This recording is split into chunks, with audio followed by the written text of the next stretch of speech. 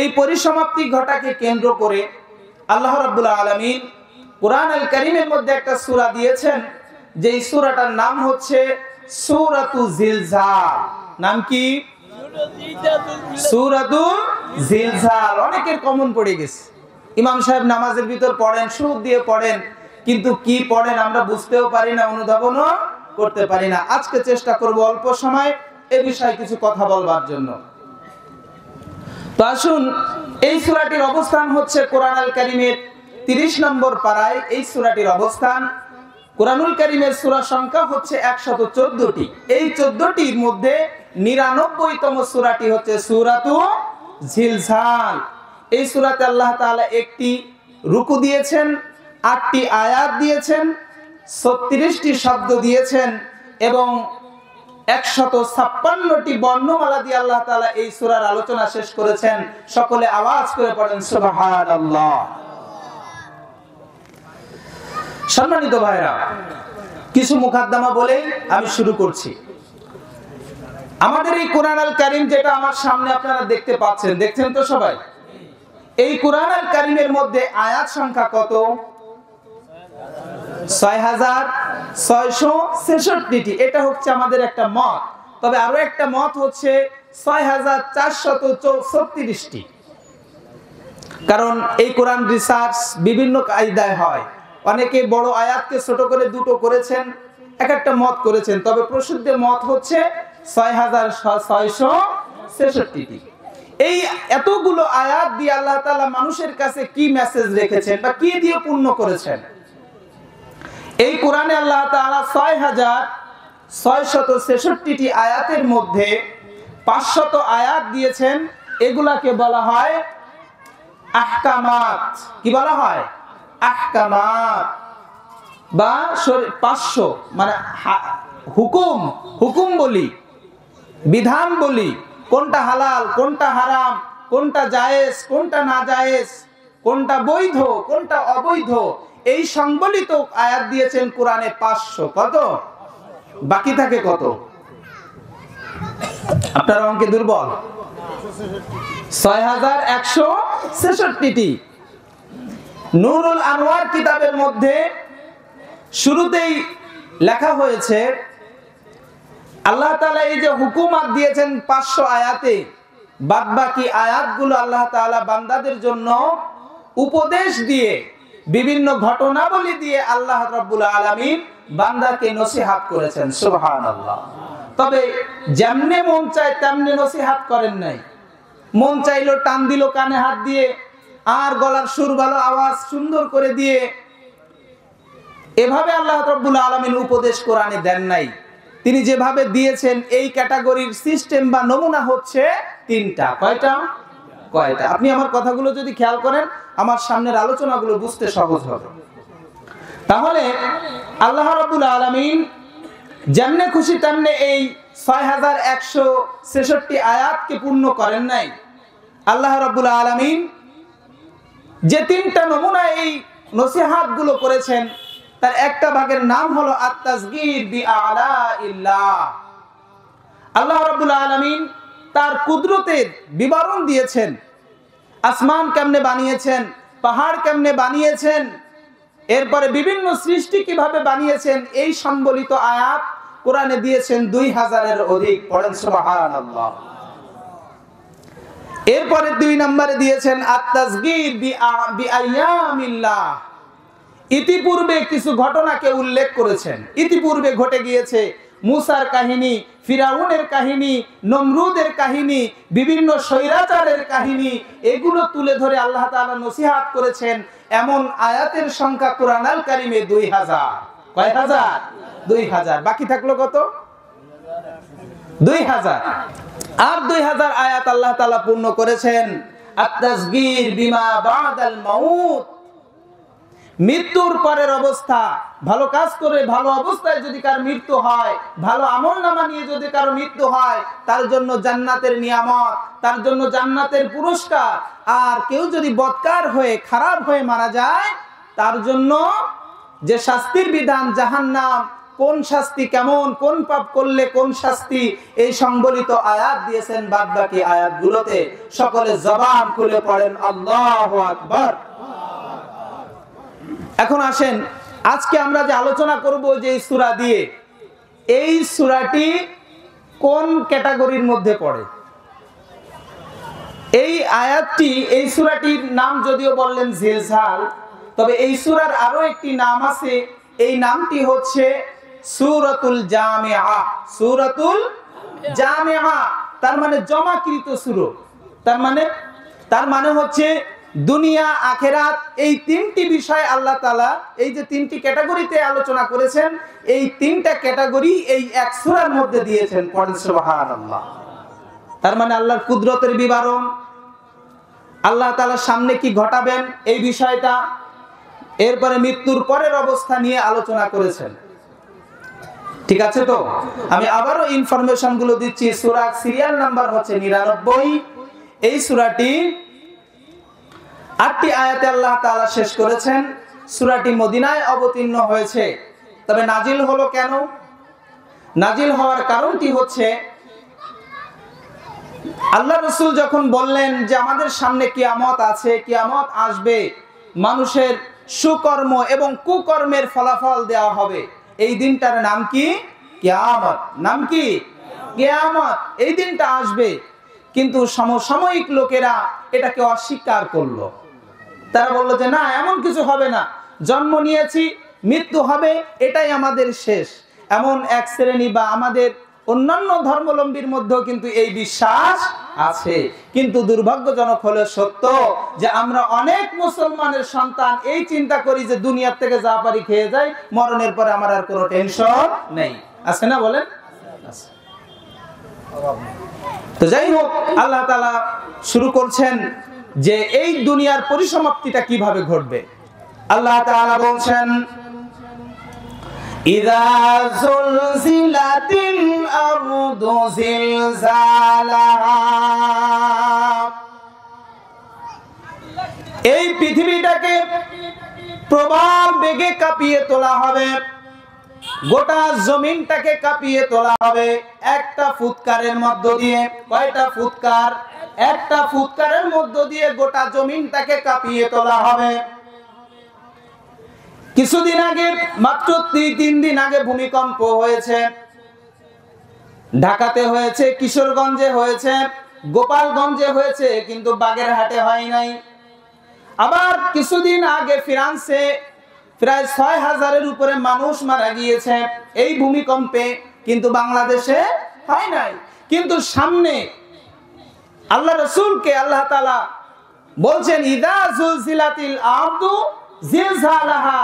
হে নবী, স্মরণ করেন সেই সময়ের কথা যখন একটা ভূমিকম্প আসবে, যেই ভূমিকম্পের মধ্য দিয়ে গোটা জমিনটাকে একবারে কাঁপিয়ে তোলা হবে। আল্লাহু আকবার।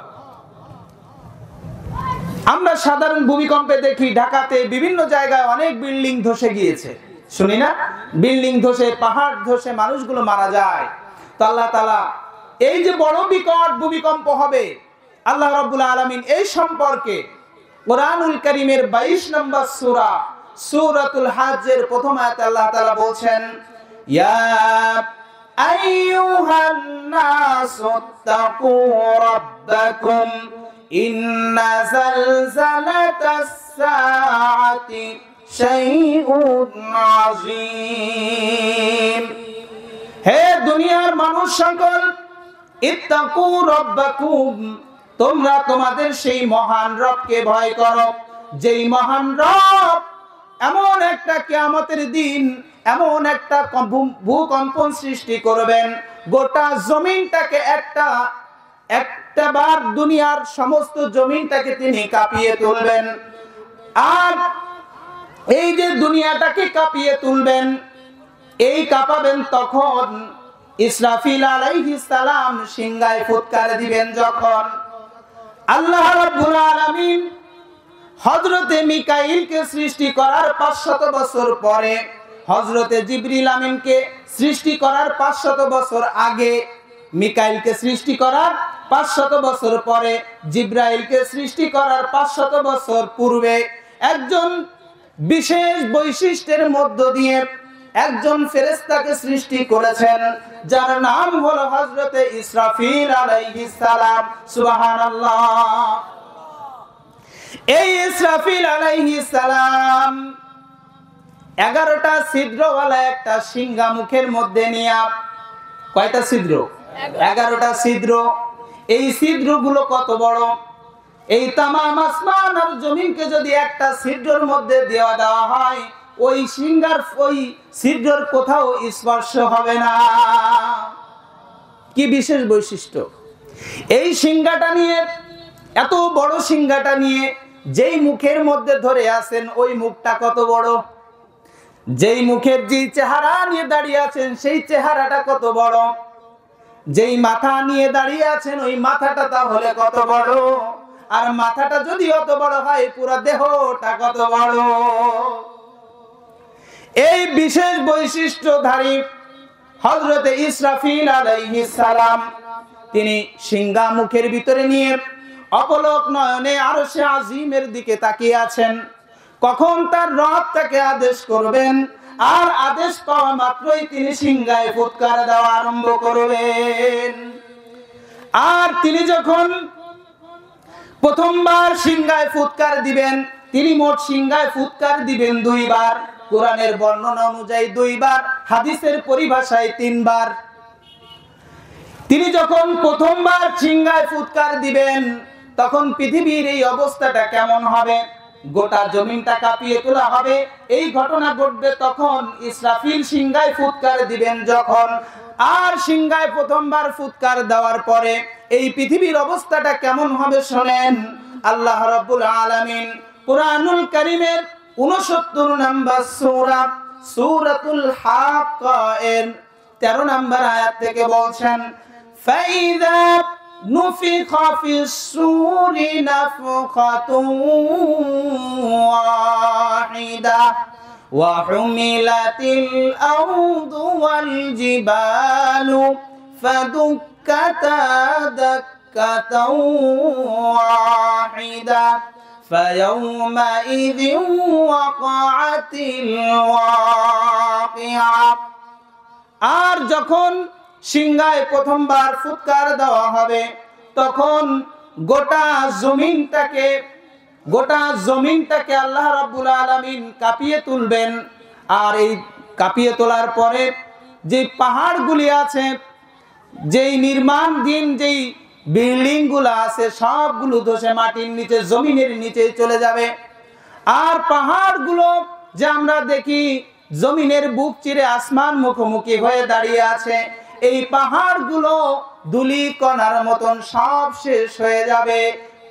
ওয়াকাতিল ওয়াকিয়া, যখন এই কিয়ামতের মতন মহা ঘটনা ঘটবে, তখন আল্লাহ রাব্বুল আলামিন আরো সুন্দর করে কুরআনুল কারীমের সূরাতুল মুজাম্মিলের 14 নম্বর আয়াত থেকে আল্লাহ তাআলা বলছেন, ইয়াউমা তারজুফুল আরদু ওয়াল জিবালু ওয়া কানাতিল জিবালু কাসীবাম মাহিলা। আর যখন ইসরাফিল আলাইহিস সালাম সিংহায় ফুৎকার দিবেন, তখন এই গোটা জমি, এই পাহাড়টা, জমিনের উপরে পাহাড়গুলি বালু কণার ন্যায় উড়ে চলে যাবে। আমরা রাস্তাঘাটে দেখি যে বালুগুলো রাস্তায় হঠাৎ দমকা হাওয়ায় কিভাবে উড়ে চলে যায়, আমাদের চোখে মুখে চলে যায়। কিন্তু এই পাহাড় এত মজবুত, এই পাথরের পাহাড়গুলো, সৌদি আরবে পাথরের পাহাড়, আমাদের দেশে রাঙ্গামাটি চট্টগ্রামে আমি দেখেছি, সেখানে মাটির পাহাড়, সমস্ত পাহাড়গুলি সব ধুলিকণার মতন উঠতে থাকবে, বিল্ডিং গুলো সব জমিনের তলে চলে যাবে। আল্লাহু আকবার। আল্লাহ তাআলা আরো সুন্দর করে বলছেন, ওয়া তাকুনুল জিবালু কালইহনিল মানফুস। এই পাহাড়গুলো ধুলিকণার ন্যায় সব উঠতে থাকবে, লন্ডভন্ড হয়ে যাবে।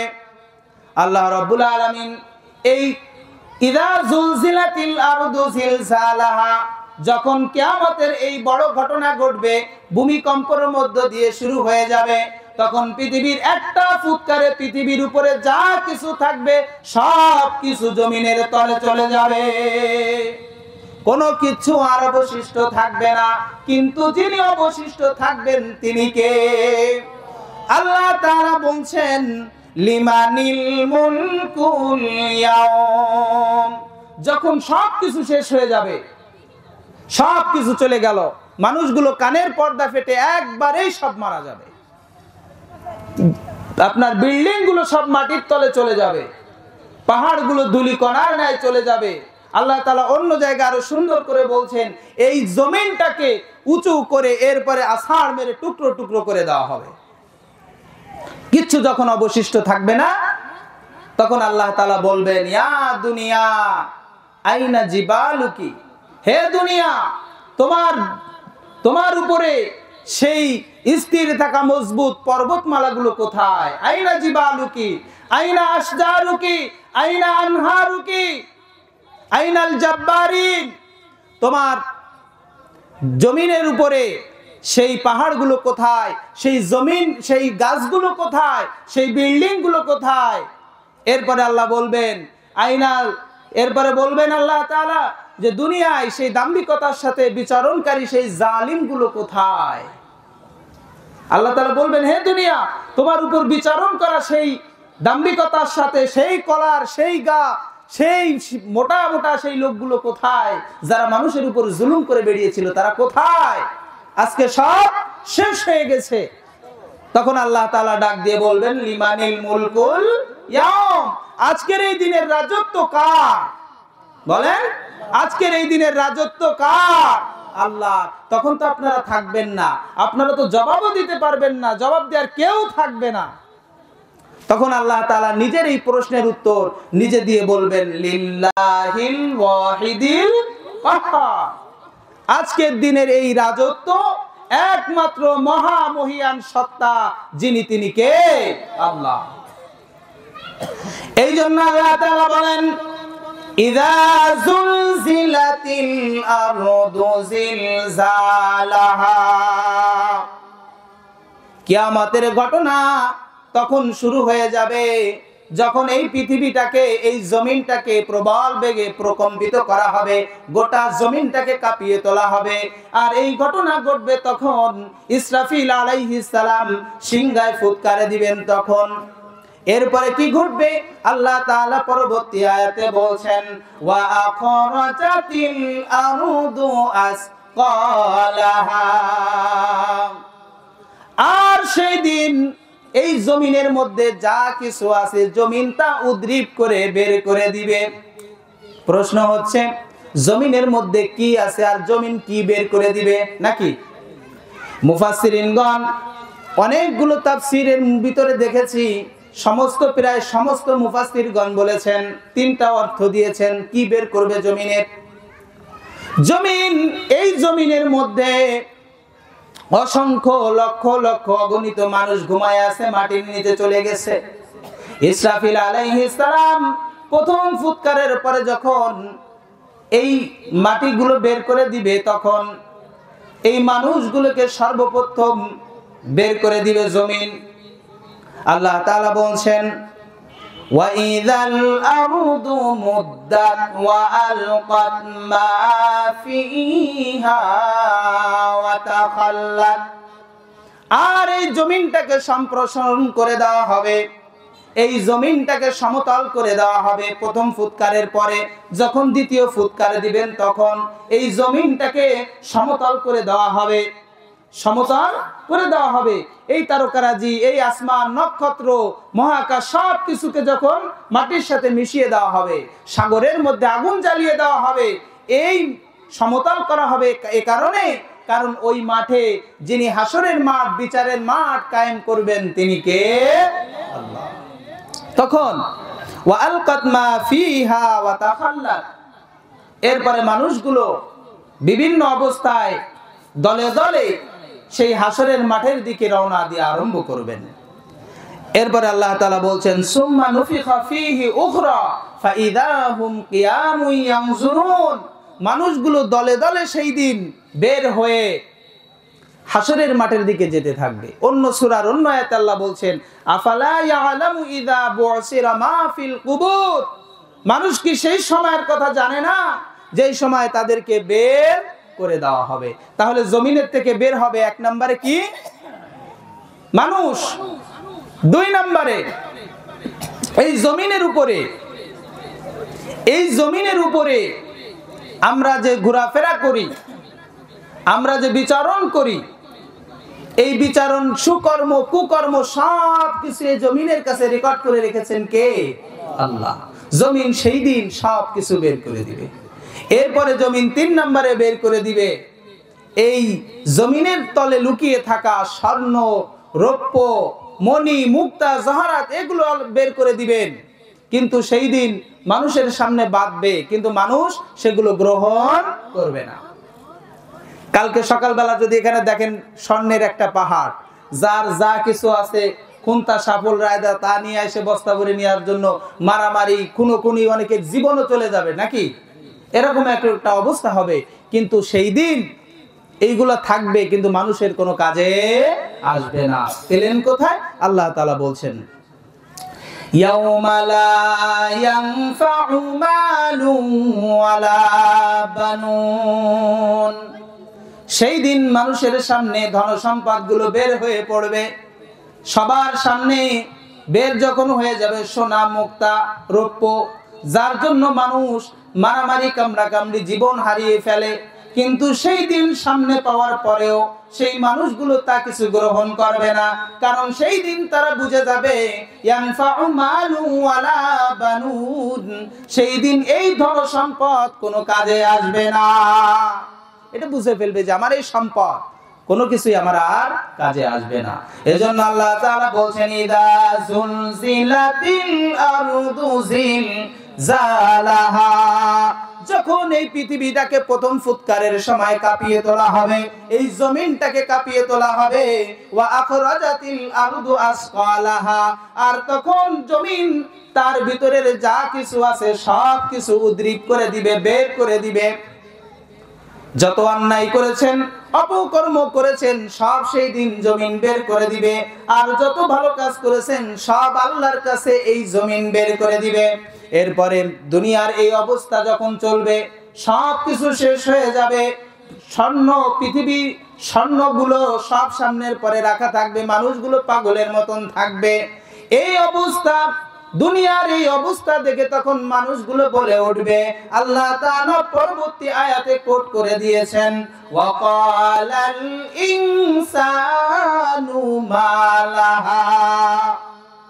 সেই দিন মানুষগুলো বলবে, কি হলো জমিনের, কি হলো, আজকে এমন অবস্থা কেন হয়ে গেল, আসমানগুলো সব ভেঙে পড়ছে কেন, আর পাহাড়গুলো উড়ে যাচ্ছে কেন, বিল্ডিং গুলো সব চলে যাচ্ছে কেন, কি হলো পৃথিবীর? আমি তো আশা করেছিলাম কিয়ামত পর্যন্ত বাঁচবো, ৭৪ সাল পর্যন্ত থাকবো, কিন্তু কি এমন হলো, আমার নামে যাওয়া লাগতেছে, চলে যাওয়া লাগতেছে, আশপাশের অবস্থা এমন কেন, ছাত্ররা খেপলো কেন, জনগণ খেপলো কেন, পৃথিবীর কি এমন হলো, পৃথিবী কেন এমন করছে? তাদেরকে আল্লাহ তাআলা জবাব দিয়ে বলবেন, জবাবটা আমি একটু পরে বলছি। এরপরে ওয়ানুফিখা ফিস-সূরি ফাইযা হুম মিনাল আজদাতি ইলা রাব্বিহিম ইয়ানসিলুন। যখন ইসরাফিল আলাইহিস সালামের ফুৎকারের পরে মানুষগুলো যখন বের হয়ে যাবে, তারা দলে দলে হাসরের মাঠের দিকে যেতে থাকবে, আর তাদেরকে তখন তাদের আমলনামাগুলো দেখানো হবে। তখন তারা যারা মাটির থেকে যখন বের হবে, আল্লাহ তাআলা সূরা ইয়াসিনের মধ্যে বলছেন, মাটির মধ্য থেকে যখন তারা বের হবে, তখন তারা বলবে ক্বালু ইয়া ওয়াইলানা মান বা'আসানা মিন মারকাদিনা হাযা মা ওয়া'আদার রাহমান ওয়া সাদাকাল মুরসালুন। তখন কবরের মানুষগুলো উঠে বলতে থাকবে, কে আমাদেরকে ঘুম থেকে উঠালো, আমরা আরামদায়ক ঘুমের ভিতরে ছিলাম, কি এমন হলো, আর কে হল, কে আমাদের মিম মারকাদিনা, আমাদেরকে কে উঠালো, কে আমাদের এই ঘুমটা ভেঙে দিল? এরপরে ওঠার পরে রবের সেই বিচারের মাঠে হাসরের দিকে যখন যেতে থাকবে আর বলতে থাকবে, যাওয়ার পরে তাদেরকে তাদের আমলনামাগুলো দেখানো হবে, তাদেরকে তাদের আমলনামাগুলো দেখানো হবে। আল্লাহ তাআলার সামনে বলছেন, এই আমল নামা যারা দেখবে, যারা পাপী বান্দা হবে, মানুষগুলো যখন যেতে থাকবে, তখন যারা নেককার বান্দা হবে, যারা নেককার বান্দা হবে তারা খুব আনন্দিত অবস্থায় যাবে। কিন্তু যারা পাপী বান্দা হবে, এই পাপী বান্দাগুলো তখন ভীত অবস্থায় চলে যাবে, ভীত হয়ে যাবে, মুখটা মলিন হয়ে যাবে। আল্লাহ তাআলা সেই কথাগুলোই তুলে ধরেছেন কোরআনুল কারীমের সূরাতুল নাজিয়াতের 8 নম্বর আয়াতে আল্লাহ তাআলা তুলে ধরেছেন, কুলুবুন ইয়াউমাইযিন ওয়াজিফা আবসারুহা খাশিআ। তাদের কলিজা কেঁপে উঠবে। দুনিয়ার ভিতরে যারা পাপী বান্দা ছিল, যারা ভীত বিহম্বল হয়ে যাবে, তারা মুখটা মলিন হয়ে যাবে, তাদের কলিজার ভিতরে কেঁপে উঠবে। আর পক্ষান্তরে যারা ইমানদার হবে, যারা ভালো মানুষ, যারা দুনিয়ায় হবে, পেরেশানির মধ্যে পড়বে না, তারা এই মানুষগুলো তখন বলবে লা, তখন তাদেরকে বলা হবে লা ইয়াহজুনুহুমুল ফাযাউল আকবারু ওয়া তাতালাক্কাহুমুল মালাইকা। ফেরেশতারা তাদেরকে ওয়েলকাম করে বলবে লা ইয়াহজুনুহুমুল ফাযাউল আকবারু ওয়া তাতালাক্কাহুমুল মালাইকা। ফেরেশতারা তাদেরকে স্বাগত জানাবে, ওয়েলকাম জানাবে।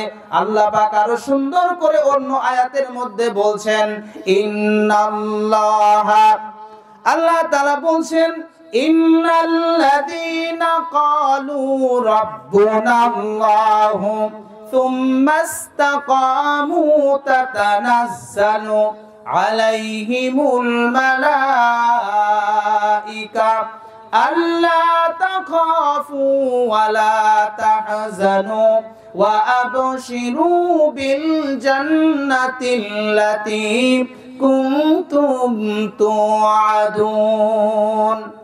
তাদেরকে বলা হবে কোনো চিন্তা নাই, কোনো পেরেশানি নাই।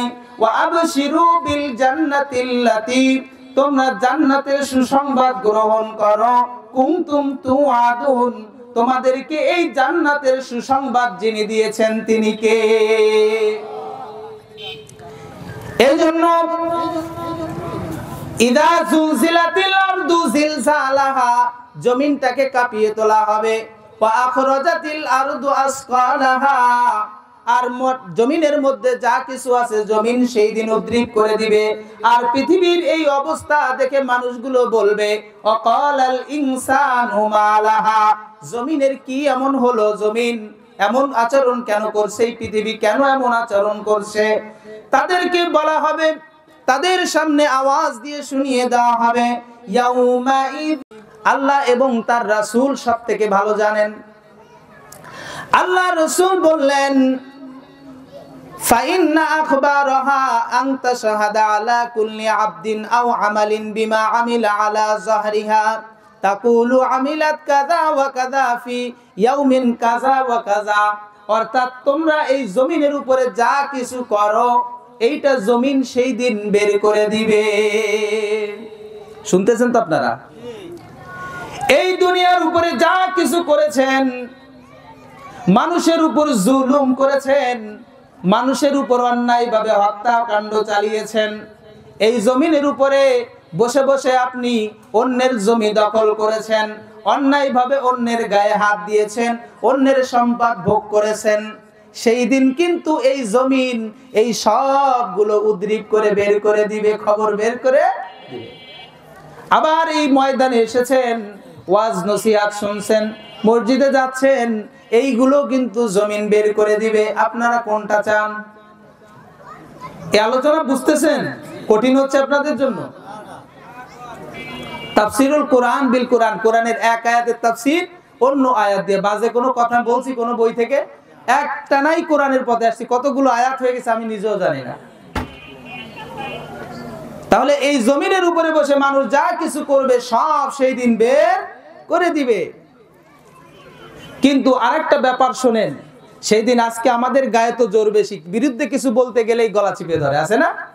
একটা গ্রামারের একটা কায়দা আছে উজ্জ, হ্যাঁ, মানে কিছু অক্ষর আছে দেখা যায় না, শব্দের শুরুতে থাকে বা মাঝে থাকে, একটা অক্ষর থাকে, হামজা থাকে, যেটা দেখা যায় না, লেখার সময় আসে, অনেক সময় কাজ হয় না, উজ্জ। তো আমরা যারা মসজিদে ইমামতি করি, অনেক সময় ইতিপূর্বে ছিল, এখনো অনেক জায়গা আছে, মাঝে মাঝে আমাদের ইমাম সাহেবদের গলার কাছে একটা উজ্জ হাত দেওয়া, কিন্তু ওটা দেখা যায় না, তবে হাত একটা আছে, কথা বলতে গেলেই চেপে ধরে। কথা বলে, হক কথা বলে, কোরআনের মাহফিলে হোক, মসজিদে হোক, হক কথা বলে টিকে থাকবে এমন নিশ্চয়তা একজন ইমামও পায় না। কেন? আমাদের পরিবেশটা খুব শান্ত, বললে কেউ কিছু বলবে না। এজন্য কিয়ামতের সময়, সেই সময় কিন্তু আর এই সময়টা থাকবে না যে মন চাইলো যার নামে তার নামে আজকে আমরা আয়না ঘরে পাঠিয়ে দিলাম, মন চাইলো যাকে, এমন সিস্টেম আর থাকবে না। মন চাইলো মেরে ফেললাম, মামলা দিয়ে দিলাম, জেলের ভিতরে দিয়ে দিলাম, এই দিন কিন্তু সেই দিন থাকবে না। থাকবে? বলেন থাকবে না। সেই দিন প্রত্যেকটা মানুষের জবানে আল্লাহ রাব্বুল আলামিন তালাবদ্ধ করে দিবেন, জমিনের জবানকে আল্লাহ খুলে দিবেন, আর মানুষের মুখে তালাবদ্ধ করে দিবেন। এখন বলতে পারেন মনে হয় বানিয়ে বানিয়ে বলছি, কি মনে হয় আপনাদের বানিয়ে বলছি?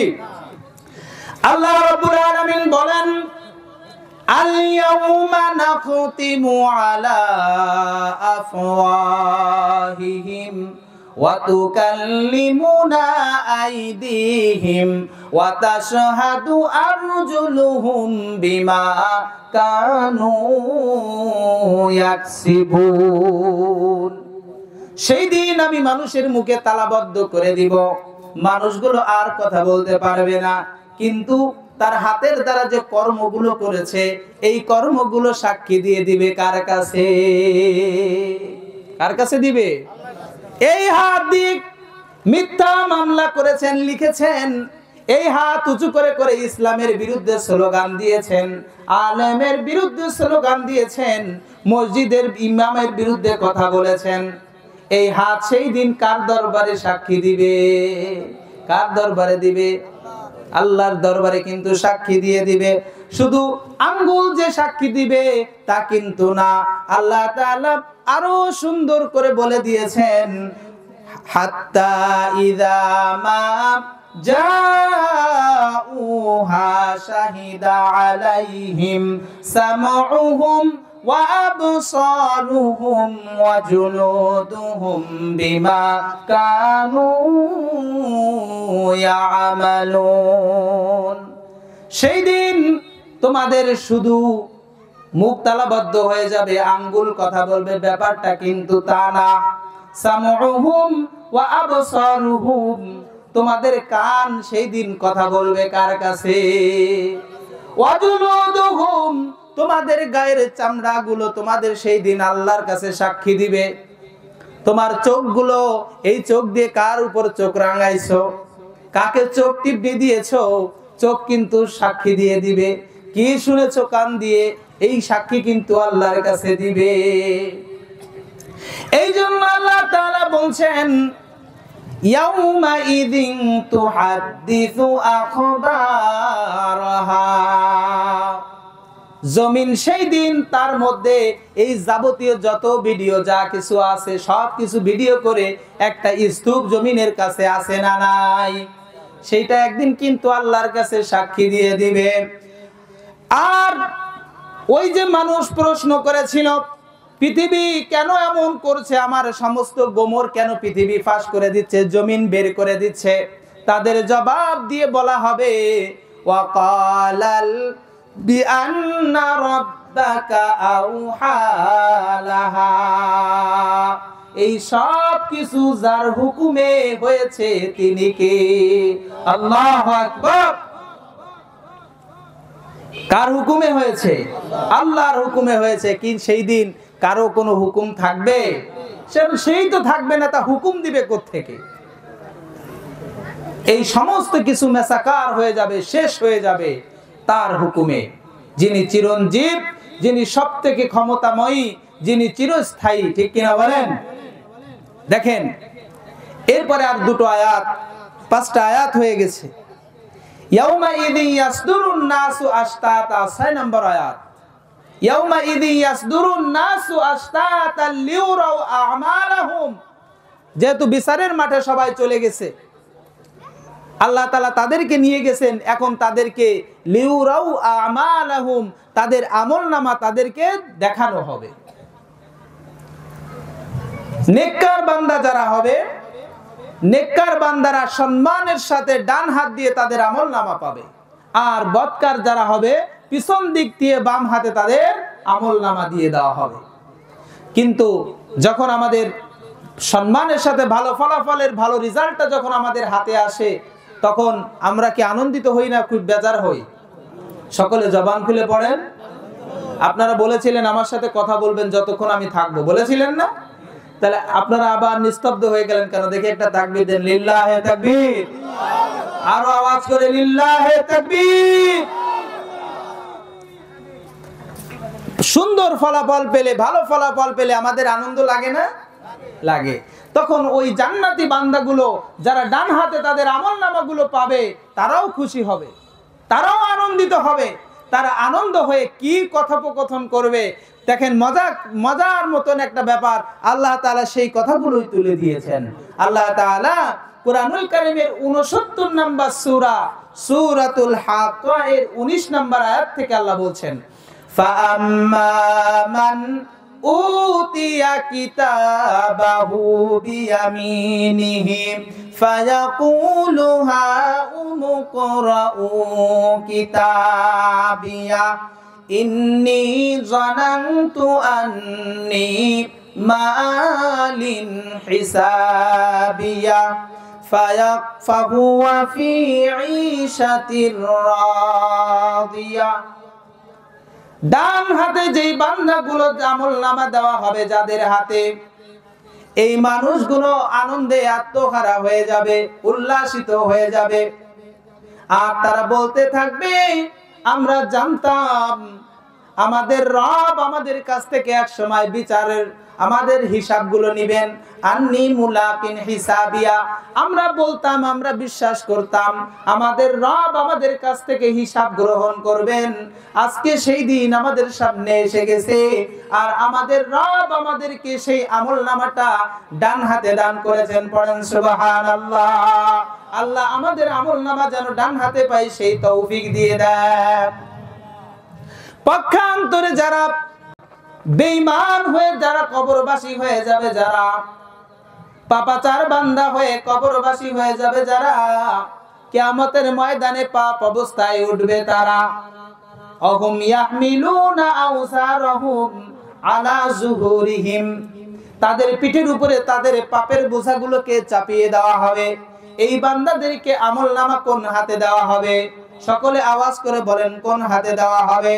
তারা তাদের বাম হাতে আমলনামা পাওয়ার পরে কি কথোপকথন করবে আল্লাহ তাআলা পরবর্তী আয়াতে বলছেন, ওয়া আম্মা মান উতিয়া কিতাবাহু বিশিমালি ফায়াকুলু ইয়া লাইতানি লাম উতা কিতাবিয়া ওয়া লাম আদরি মা হিসাবিয়া ইয়া লাইতাহা কানাতিল কাদিয়া মা আগনা আন্নী মালিয়া হালাকা আন্নী সুলতানিয়া।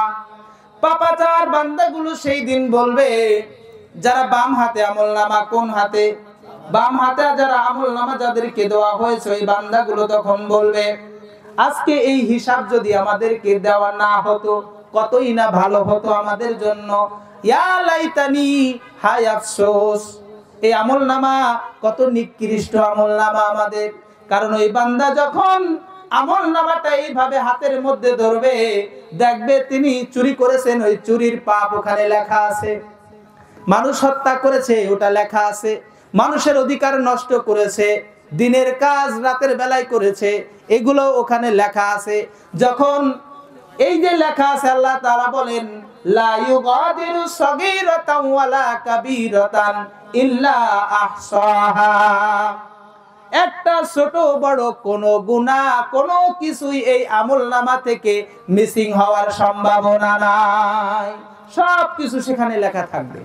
চুরি করেছে রাতের বেলায়, কোথায় কোথায় করেছে, হত্যা করেছে, কোথায় করেছে, দেশের সম্পদ লুণ্ঠন করেছে, কে কে করেছে, এর সাথে কে ছিল, তার কতটুকু গ্রহণ করেছে, যখন সেই পাপ লেখা থাকবে তখন সে আফসোস করবে, ইয়া লাইতানি লাম উতা কিতাবিয়া, হায় আফসোস, এই আমলনামা যদি আমাদেরকে দেওয়া না হতো তাহলে আমাদের জন্য কতই না সুন্দর হতো।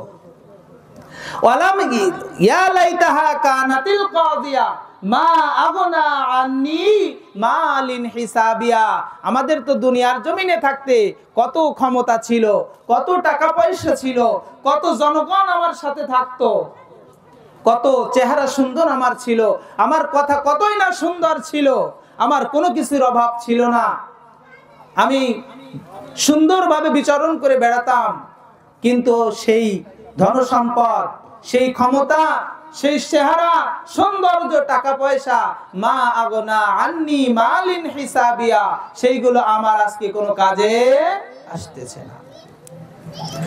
এরপরে আল্লাহ তাআলা যেহেতু তাদের একটা বিচার ফয়সালা করে ফেলেছেন, তারা হিসাব করে ফেলেছে সে কোথায়, তার অবস্থানটা কোথায়, কারণ আমলনামা দেখে যখন ছাত্ররা কিন্তু বুঝতে পারে যে আমি পাশের ছাত্ররা ফেলের ছাত্র, বোঝা যাবে না। আল্লাহ তাআলা সেই কথাটাই কোরআনুল কারীমের মধ্যে বলে দিয়েছেন, কিয়ামতের দিন মানুষগুলোর সামনে যখন তাদের আমলনামা, তাদের কৃতকর্মের হিসাব তুলে ধরা হবে, তখন ওই বান্দা নিজেই বুঝতে পারবে যে সে পাশের ছাত্র না সে ফেলের ছাত্র, সে নিজেই বুঝে যাবে। তার হিসাব বুঝিয়ে দেওয়ার জন্য কাউকেই প্রয়োজন হবে না, সেদিন হিসাব বুঝাবার জন্য কাউকেই প্রয়োজন হবে না, যার হিসাব সেই করে বুঝতে পারবে। কিন্তু এরপরও কিছু মানুষ থাকবে যারা দুনিয়ায় সঠিক কথা বলে না এটা ঠিক না, আছে না এরকম? কোরআন হাদিস পড়াশোনা করে আলেমরা মানুষকে যখন বলে যে এই আয়াত এমনই হয়েছে, আল্লাহ এই কিছু বলেছেন, বলে যে না, ওয়াজ আমরাও কম জানি না, কোরআন হাদিস আমরাও কম জানি না, ওগুলো ঠিক না। এই কথাগুলো বলে বলে যারা ঘাড়ামি করে, একটা স্বভাব আছে না, স্বভাব আছে। একটা হাদিস আছে, আমার আব্বা প্রায় ওয়াজ করেন, যখন আলোচনা করেন এই হাদিসটা বলেন, তুমি যে অবস্থায় থাকো ওই অবস্থায় তোমার কাছে আজরাইল আসবেন, যে অবস্থায় আজরাইল আসবে ওই অবস্থায় তোমাকে কবরে যেতে হবে, আর যে অবস্থায় তুমি কবরে যাবে ওই অবস্থায় তোমার কাছে তোমার ময়দানে মাহশারে উঠতে হবে, আল্লাহর সামনে দাঁড়াতে হবে। অনেক কথা এই হাদিসের ব্যাখ্যার মধ্যে, যাদের কাছে দাড়ি নাই এই অবস্থায় তাদের কাছে আজরাইল আসতে পারে না। না, আপনাদের ওই রকম টার্গেট দেওয়া আছে, একজন টার্গেট দিয়েছিল না ৭৪ সালের মধ্যে আর কেউ পারবে না, ছিল না এরকম? ৭১ সাল, ৪১ সাল, ২৫ সাল, এই টার্গেট দিয়ে দিয়ে যে বলেছিল আমার এর মধ্যে আর কেউ পারবে না, আর তার সাথে লোকেদের ঈমান এমন হয়ে গিয়েছিল, এমন কথা বলেছে যে তার দেহে যতক্ষণ প্রাণ আছে ততক্ষণ পর্যন্ত তাকে ক্ষমতার থেকে কেউ নামাতে পারবে না। এরা আল্লাহর সাথে সরাসরি বিরুদ্ধাচরণ করেছিল, আল্লাহকে, আল্লাহর ক্ষমতাটা তারা তার মধ্যে দিয়ে দিয়েছিল। এমনও এই কর্মকাণ্ড করেছিল ফিরাউন, কিন্তু ফিরাউনকে যেমন খান খান করে দুনিয়া থেকে আল্লাহ বিদায় দিয়েছেন, আর তাদেরকেও কিন্তু আল্লাহ ঠিক অনুরূপ ভাবে বিদায় করে দিয়েছেন। দেখছেন অবস্থা, সম্মানিত মানুষকে অসম্মান করেছে। কোরআনের খাদেম যারা ছিল তাদেরকে নির্বিচারে আয়না ঘরে পাঠিয়েছে, তাদেরকে জেল দিয়েছে, হামলা দিয়েছে, মামলা দিয়েছে, সম্মানিত মানুষের সম্মান নষ্ট করেছে। আল্লাহ এমন সম্মান তাদেরকে করেছে, তাদের বিল্ডিং এর উপরে দেখেছেন যে পোশাকগুলো উড়িয়েছে, তাদের সম্মান আছে না মাটির তলায় চলে গিয়েছে। আলেমদের সম্মান নষ্ট করেছে, আল্লাহ তার সম্মান নষ্ট করে দিয়েছে।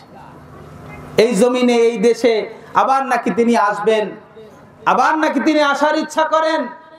তবে বলবো, অনুরোধ থাকবে, জানি না এই ওয়াজ যদি কারো এই কথাটুকু যদি কোনো মাধ্যমে যদি ইউটিউবে যায়, আল্লাহ না করুক বাসাতে বাসাতে বাসাতে বাতাসের মাধ্যমে তার কানে যদি পৌঁছায় কোনোদিন, তো সে যেন দেখে যে আপনি আসার আগে ওই পোশাকের ভিডিওটা দেখে আসিয়েন।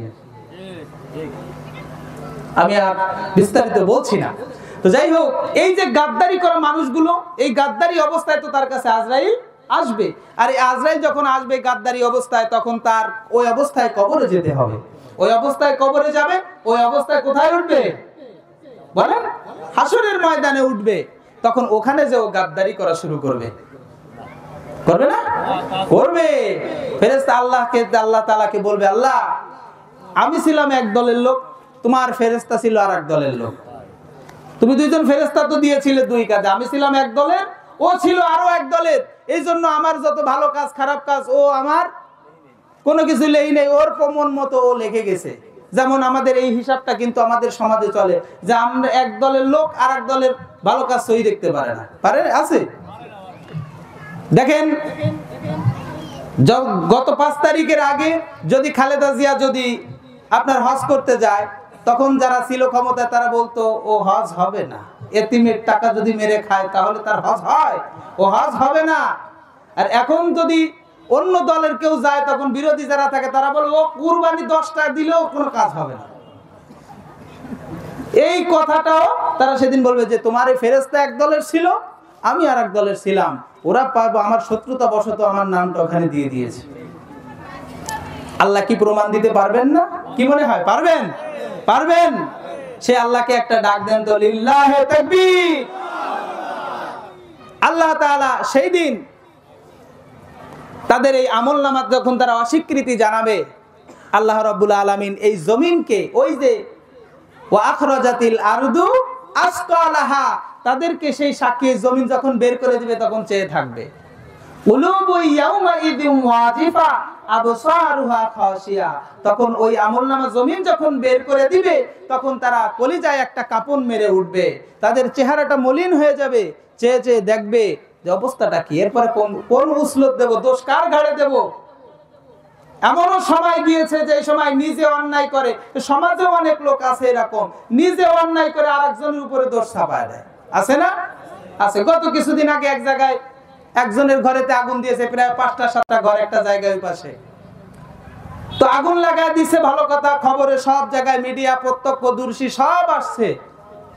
ও কপাল, পরের দিন শুনি কি যে ওখানে নাকি বিদ্যুতে আগুন লাগছে, ঘর একটা এখানে আর একটা ওইখানে আর একটা ওইখানে, আগুন ধরা দিছে পেট্রোল দিয়ে।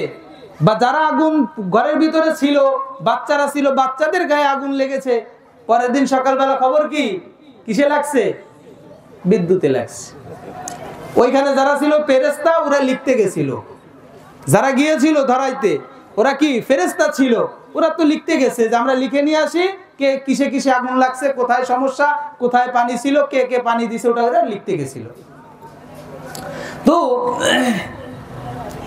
এই যে মানুষগুলো তখন এই যে অস্বীকৃতি জানাবে, ঘাড়মি করবে, তেড়ামি করবে, তখন জমিন এটা বের করে দিবে। আর জমিন যখন বের করে দিবে, তাদের অন্তরের ভিতরে একটা কম্পন সৃষ্টি হয়ে যাবে, তাদের চেহারাটা মলিন হয়ে যাবে।